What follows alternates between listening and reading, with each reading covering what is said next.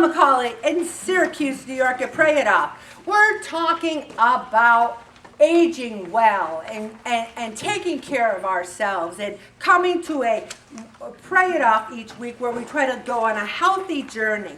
But we really need to spend some time on ourselves. And this article here talks about you can start by taking care of your body, your nails, your skin. Now, I love this. It says choose clothes in neutral colors. I don't quite believe that. If you want to wear red, if you want to wear orange, but just choose clothes, here's what I say, that fit you.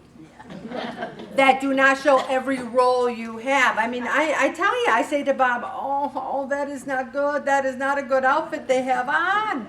And you know when you see people, and if they're happy in it, good. I give it to them. Always smell good. That does not mean take the Chanel No. 5 and go, it means take a bath, take a shower. Ever smell a baby? A baby smells better than anything on the face of this earth, and there's no Chanel No. 5 on that baby. Also, choose comfort over style anytime. I know women who have ruined their feet wearing shoes that they think look good instead of shoes that are comfortable. Also, listen first, then speak. Wow. Sometimes with very close friends of mine, I'll go, well, the other day I went to the, and then I can't finish because they're like, oh, well, the other day I went to, and they start talking about them. And I'm like, oh, and then sometimes you want to say, well, can I go back and finish that story? But by the time they shut up, you've forgotten what you were going to say because it was 2 hours ago. So listen and then speak. And here's a hard one. Remain calm and composed. I was very calm on Monday.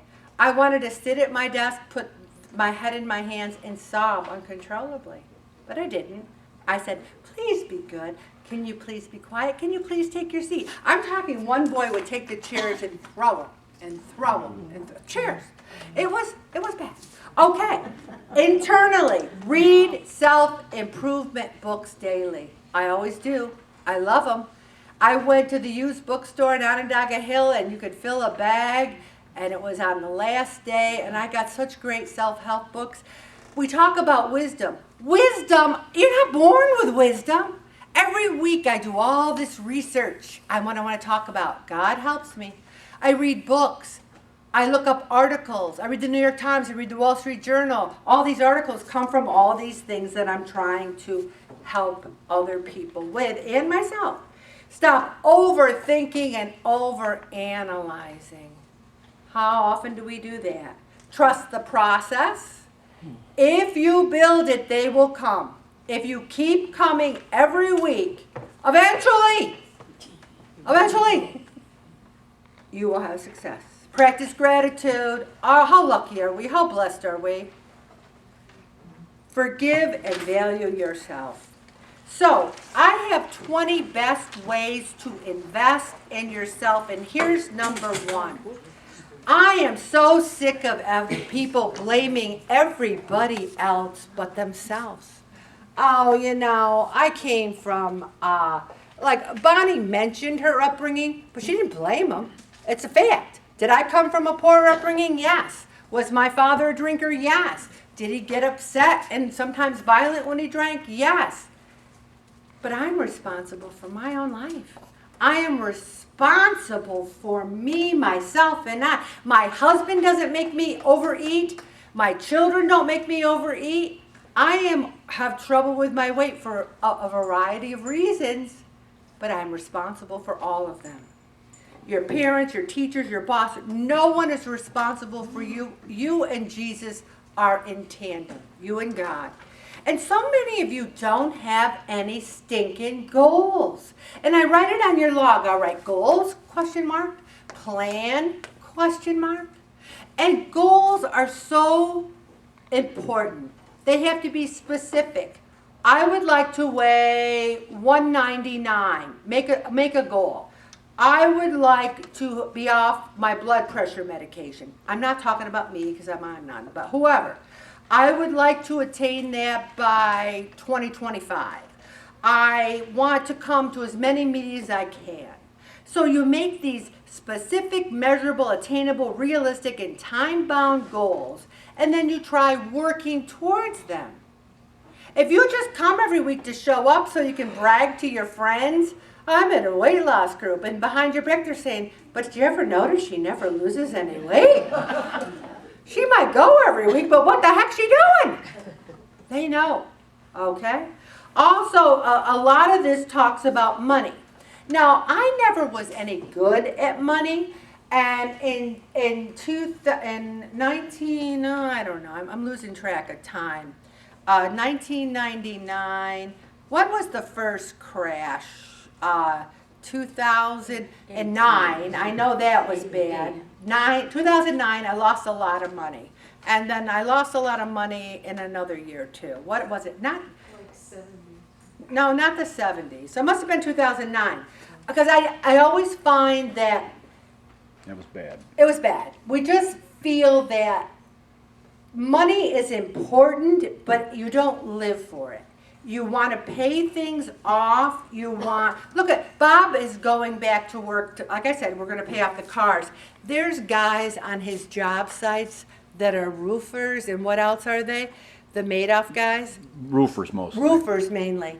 They're like 80-year-old men who are still working because Madoff stole all their pensions. They're still working. Now that is upsetting.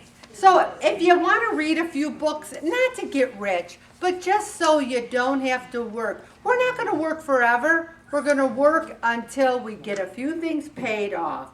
Number one, take care of your physical health. It's so important. And your emotional health. When I came home on Monday, I wanted a couple drinks. I really did. So Bob said to me, would you like a drink? And I said, no, Bob, I would like 10 drinks. And therefore, I'm having none. I had none.